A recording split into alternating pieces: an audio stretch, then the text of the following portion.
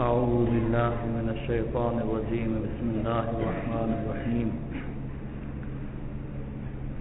ومن الناس من يجادل في الله بغير علم ولا هدى ولا كتاب منير ثاني عطفه ليضل عن سبيل الله له في الدنيا خزي ونذيقه يوم القيامة عذاب الحريق ذلك بما قدمت يداك وأن الله ليس بظلام للعبيد. ومن الناس من يعبد الله على حرف فإن أصابه خير اطمأن به وإن أصابته فتنة انقلب على وجهه خسر الدنيا والآخرة ذلك هو الخسران المبين. يدعو من دون الله ما لا يضره وما لا ينفعه ذلك هو الضلال البعيد. يدعو لمن ضره أقرب من نفعه لبئس المولى ولبئس العشير.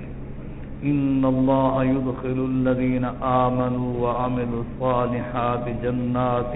تجري من تحتها الأنهار إن الله يفعل ما يريد.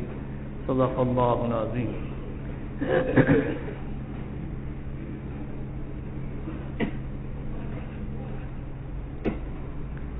پہلی آیات کریمہ میں اللہ تعالی نے مشرکوں اور کافروں کے تکبر کا ذکر فرمایا ہے اور فرمایا ہے کہ لوگوں میں سے بعض ایسے بھی ہیں جو اللہ تعالیٰ کی ذات میں یا اللہ کی صفات میں یا اللہ کے افعال میں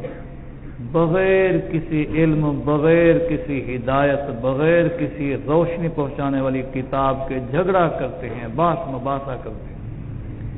وہ اللہ کی توحید سے اپنے پہلو کو موڑ لیتے ہیں، اپنے گردن کو پھیر لیتے ہیں،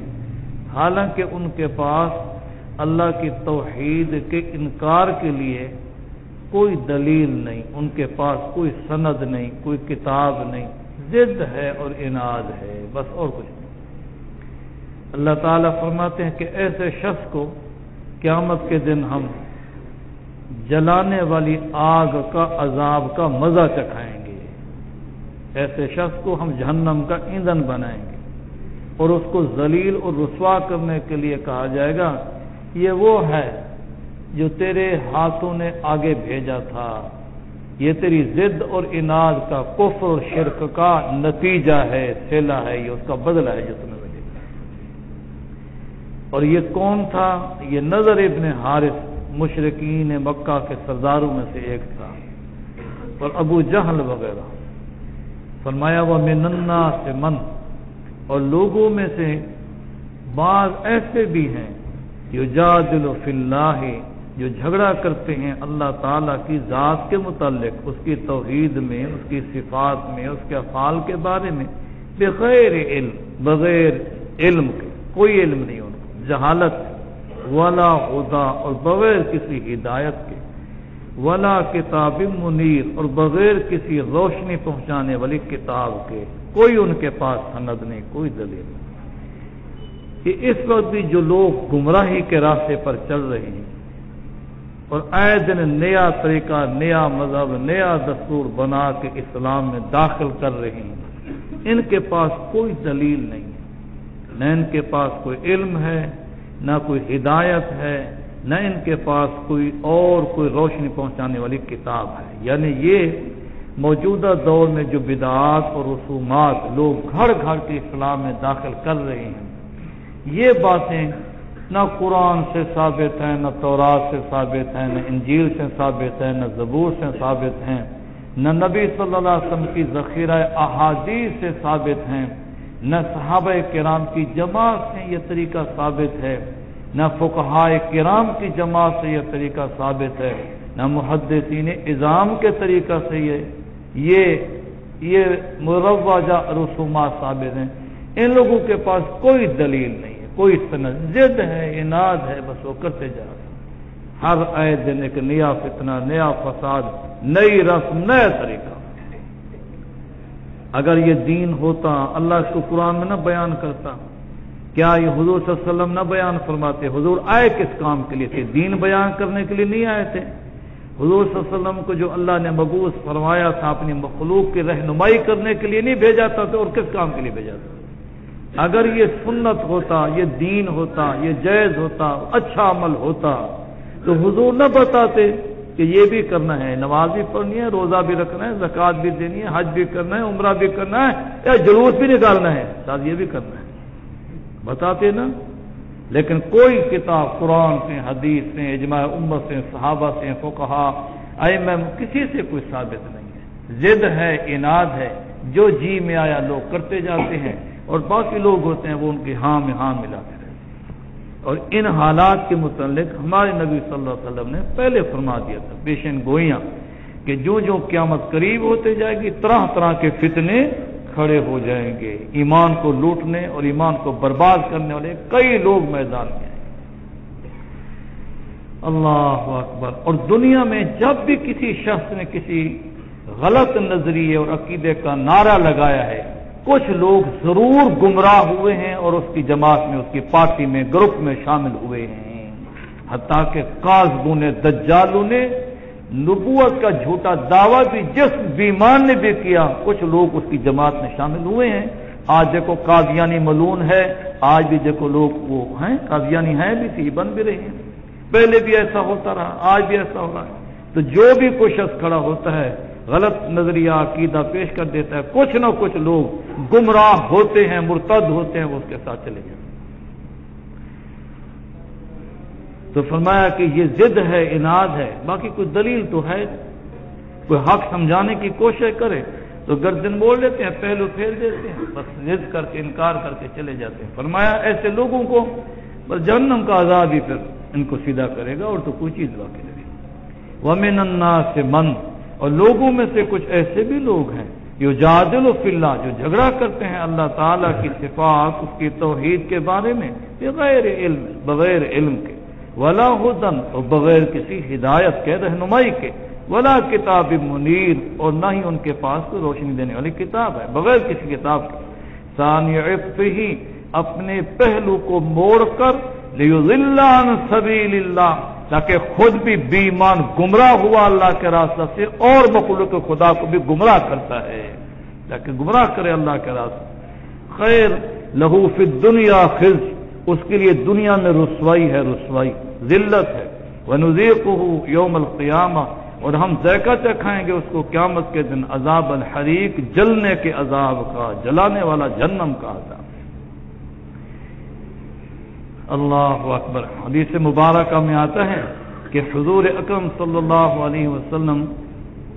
ایک دفعہ قبرستان تشریف لے گئے، آپ صلی اللہ علیہ وسلم نے دعا پڑھی، صحابہ کرام بھی ساتھ تھے۔ پھر آپ نے فرمایا کہ کاش کہ ہم اپنے بھائیوں کو دیکھ لیتے،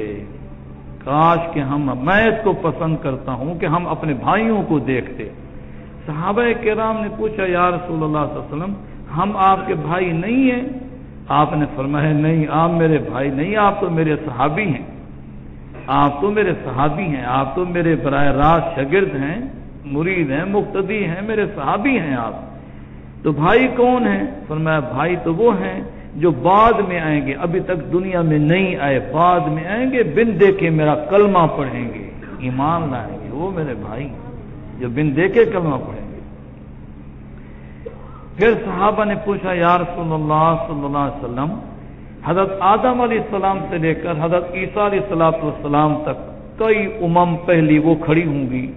پھر آپ کی امت کے وہ لوگ جو آپ کی زندگی میں جنہوں نے کلمہ پڑھا، آپ کو دیکھا، آپ کی زیارت کی، آپ نے بھی ان کو دیکھا، ان کو تو چلو آپ پہچان لیں گے، لیکن جو بعد میں آئیں گے جن کو آپ نے دیکھا بھی نہیں، انہوں نے آپ کو نہیں دیکھا، آپ نے انہیں نہیں دیکھا، تو قیامت کے دن ساری امتوں کے درمیان آپ اپنی امت کے لوگوں کو کیسے پہچانیں گے؟ تو آپ صلی اللہ علیہ وسلم نے فرمایا کہ اچھا یہ بتاؤ کہ اگر ایک کھلا میدان ہو اور اس میدان میں سارے سیاہ گھوڑے کھڑے ہوں، کالے سیاہ رنگ کے گھوڑے کھڑے ہوں، اور ایک گھوڑا ان میں سفید رنگ کا ہو، تو اگرچہ ہزاروں گھوڑے کھڑے ہوں کالے رنگ کے، ایک سفید، تو کیا وہ سفید گھوڑے کا مالک دور سے ہی دیکھ کے پہچان لے گا کہ نہیں؟ کہ او سامنے جو ہے یہی میرا گھوڑا ہے، پہچان لے گا کہ نہیں؟ فرمایا ہاں پہچان لے گا۔ فرمایا اچھا اگر سارے سفید ہوں اور کوئی ایک کالا ہو ان میں، تو وہ دور سے نظر آئے گا، مالک اس کو پہچان لے گا۔ فرمایا اسی طرح میری امت جو ہوگی قیامت تک آنے والی، وہ جو وضو کرتے ہیں یہ بالوں کے اگنے والی جگہ سے لے کر ٹھوڑی کے نیچے تک، ایک کان کی لو سے لے کر دوسرے کان کے لو تک، یہ جو چہرہ دھوتے ہیں پورے کا پورا، پھر اسی طریقے سے وہ جو انگلیوں کے سرے سے لے کر کوہنی سمیت، اس ہڈی سمیت، یہ یہاں تک یہ وضو کرتے ہوئے اپنے آغاز ہوتے ہیں، پھر ٹخنوں سمیت پاؤں دھوتے ہیں۔ تو فرمایا کہ کل قیامت کے دن میری امت کے یہ اعضاء ساری امم کے درمیان چمک رہے ہوں گے، روشن ہوں گے، اس وضو کی برکت سے یہ چمک رہے ہوں گے جیسے چودھری کا چاند چمکتا ہے۔ تو فرمایا میں اس چمک کی وجہ سے یوں دیکھتا جاؤں گا اور میں پہچانتا جاؤں گا کہ یہ میرا امتی ہے، یہ میرا امتی ہے، یہ میرا امتی ہے، میں پہچان لوں گا۔ پھر آپ نے فرمایا کہ اگر سارے کالے گھوڑے کھڑے ہوں اور ان میں ایک گھوڑا ایسا ہو کہ اس کی پیشانی سفید ہو، گھوڑے کی پیشانی سفید ہو، متھا، جبین، اور اس کے یہ آگے والے دونوں پاؤں کا یہ پنڈلیوں سے نیچے نیچے یہ حصہ یہ سفید ہو، اور پچھلے پاؤں جو ہوں اس کے وہ بھی ٹخنوں سے اوپر کچھ ایڑیوں سے کچھ اوپر وہ سفید ہوں، ایسے ہوتے ہیں نہیں ہوتے سفید ہوں، تو باقی سارے گھوڑے سیاہ کھڑے ہوں، ایک گھوڑا ایسا کھڑا ہو، تو آتے ہی مالک پہچان جائے گا کہ نہیں کہ وہ میرا کیا؟ فرمایا ہاں ان نشانیوں کی وجہ سے پہچان جائے گا۔ فرمایا میری امت کے اعضاء اسی طریقے سے چمک رہے ہوں گے، تو وہ اربوں خربوں لوگ ہوں گے لیکن ان میں میری امت نمایاں ہوگی، میں ان کو پہچانوں گا، میں ان کو ان اعضاء۔ اس موقع پر آپ نے فرمایا کہ کچھ لوگ ایسے ہوں گے کہ ان کو فرشتے پیچھے دھکیل رہے ہوں گے، تو میں آواز دوں گا، میں کہوں گا کہ یہ تو میری امت کے لوگ معلوم ہوتے ہیں، یہ تو میری امت کے لوگ معلوم ہوتے ہیں، ان کو کیوں پیچھے دھکیل رہے ہو؟ حوض کوثر پر آنے دو، میرے پاس آنے دو۔ فرشتے کہیں گے یا رسول اللہ صلی اللہ علیہ وسلم آپ کو معلوم نہیں ہے کہ آپ کے بعد ان لوگوں نے کیا کیا بدعات اور رسومات گھڑی تھیں، آپ کو پتہ نہیں، تو اس لیے ان کا حق نہیں بنتا کہ ان کو حوض کوثر نصیب ہو۔ حضور فرمائیں گے سحقن فسحقن سحقن، دور کرو دور کرو، دفع کرو، ان کو لے جاؤ جہنم میں، لے جاؤ ان کو، لے جاؤ ان کو دور کرو۔ جو بدعات اور رسومات کے پیچھے چلے گا اس کے ساتھ یہی ہوگا، اللہ بچائے۔ جو فرمایا کہ ہم اس کو جلنے کا عذاب کا مزہ چکھائیں گے کہ تیری بدعات اور رسومات کا یہ نتیجہ ہے، یہ تو چکھ۔ دین قرآن چھوڑ کے، حدیث چھوڑ کے اپنے طریقے اختیار کر رکھیں، ذالک، اور اسے کہا جائے گا بما قدمت، یہ اس وجہ سے ہے جو آگے بھیجا، یدا کا، تیرے دونوں ہاتھوں نے، یہ تیرے کیے کرائے کا نتیجہ ہے۔ وَأَنَّ اللَّهَ، بے شک اللہ تعالیٰ، لَيْسَ بِظَلَّامٍ لِّلْعَبِيدِ، اللہ تو بندوں پر ظلم کرنے والا نہیں، بندے خود ہی گناہ کر کے اپنے آپ کو عذاب کا مستحق ٹھہراتے ہیں، اللہ تو ظلم کرنے والا نہیں ہے۔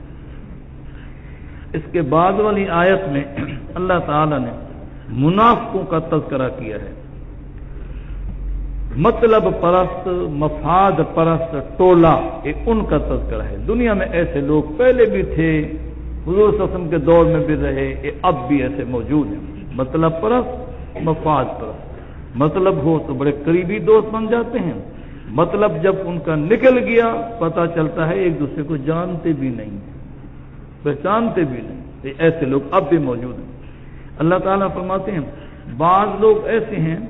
کہ وہ کنارے کنارے پر کھڑے ہوتے ہیں اور اللہ کی عبادت کرتے ہیں، کنارے کنارے پر کھڑے ہوتے ہیں، بس اگر ان کو کوئی فائدہ پہنچا، کوئی نفع پہنچا، کوئی خیر پہنچی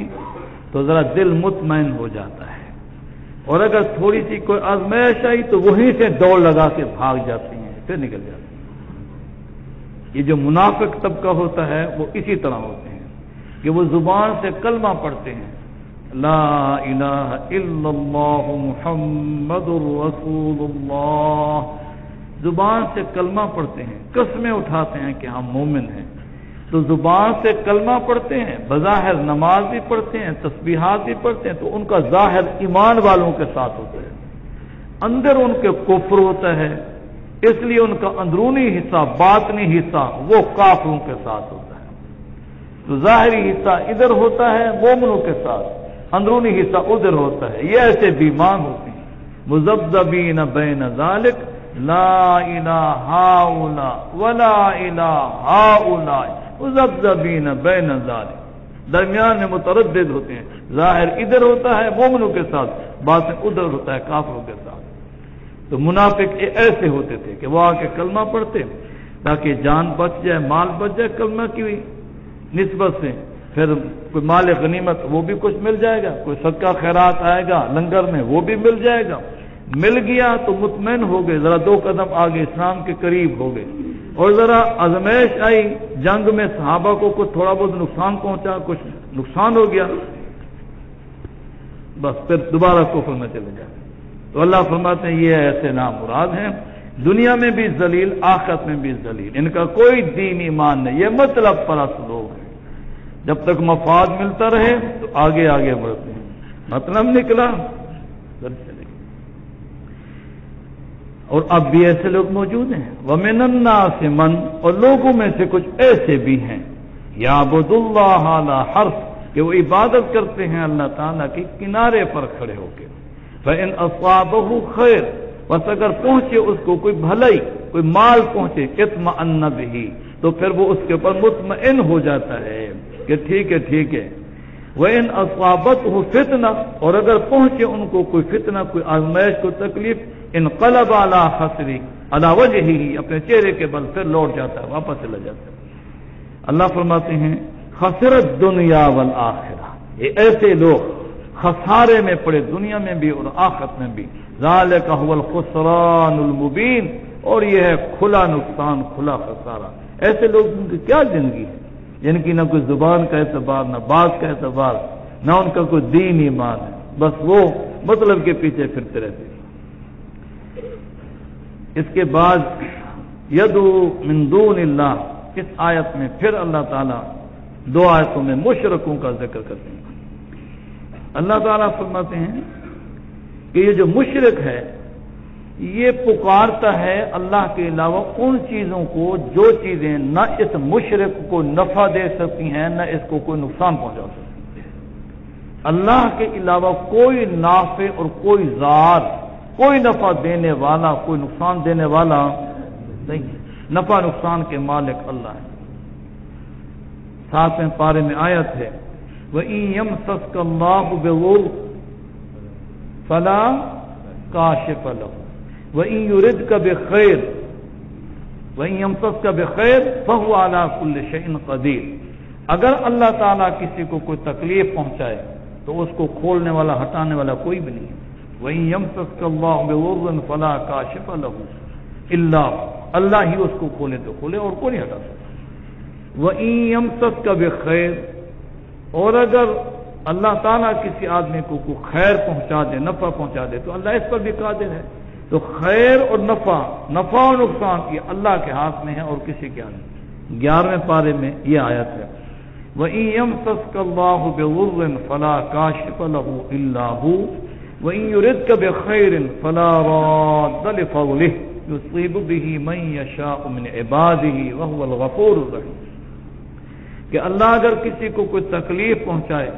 تو کوئی اس تکلیف کو نہیں ہٹا سکتا،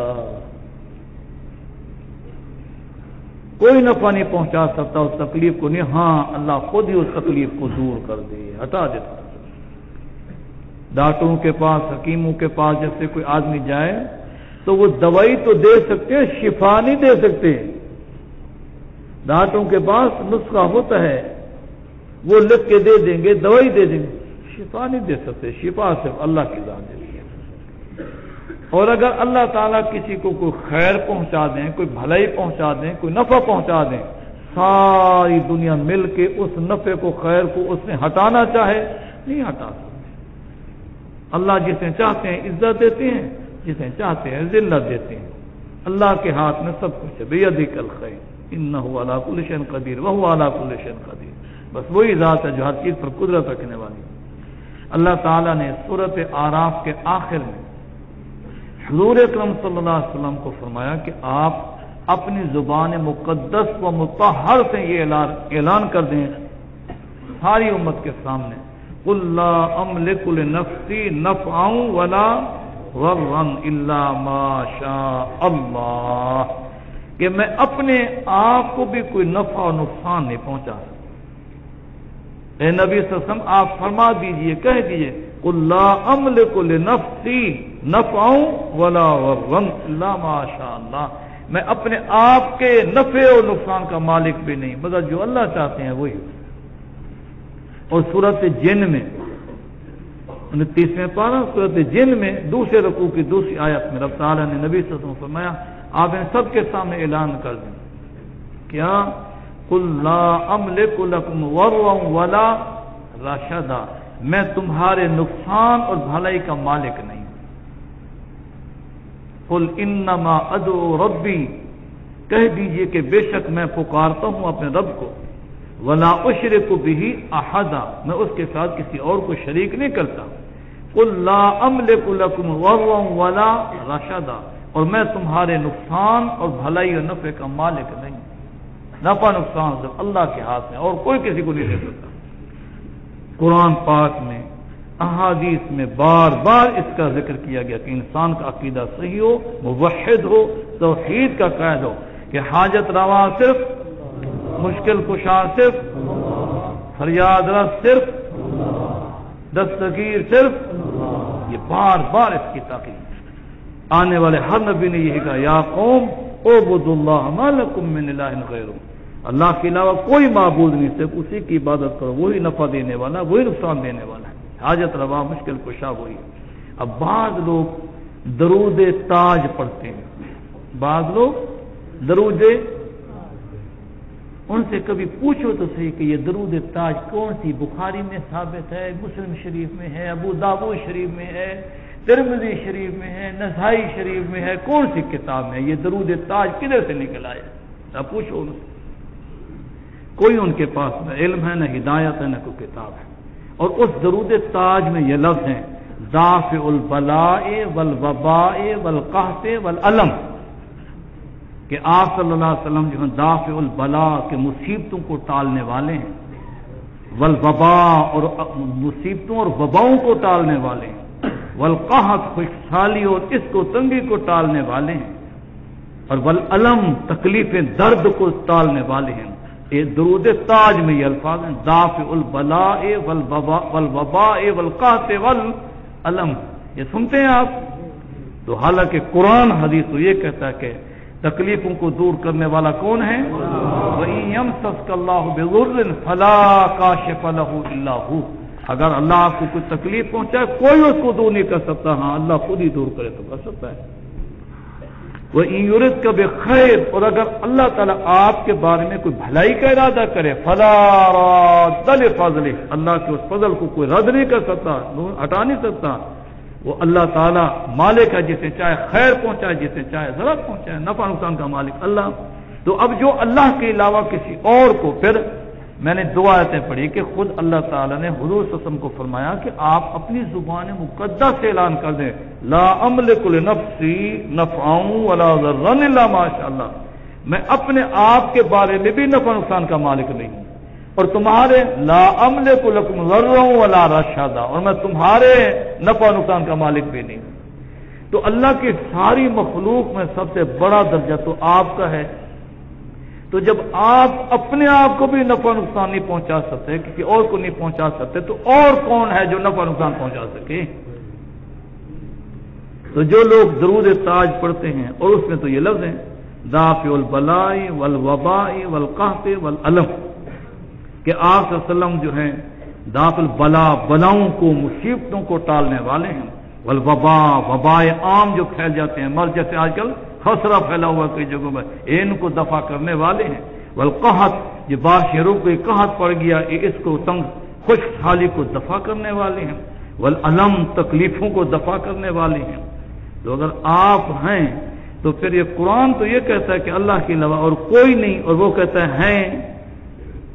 تو یہ جو پڑھے گا قرآن کے خلاف ہوگا، اس کے عمل برباد ہو جائیں گے، نہ نماز بچے گی، نہ روزہ، نہ کوئی نیکی بچے گی، کیونکہ ان کلموں کے پڑھنے سے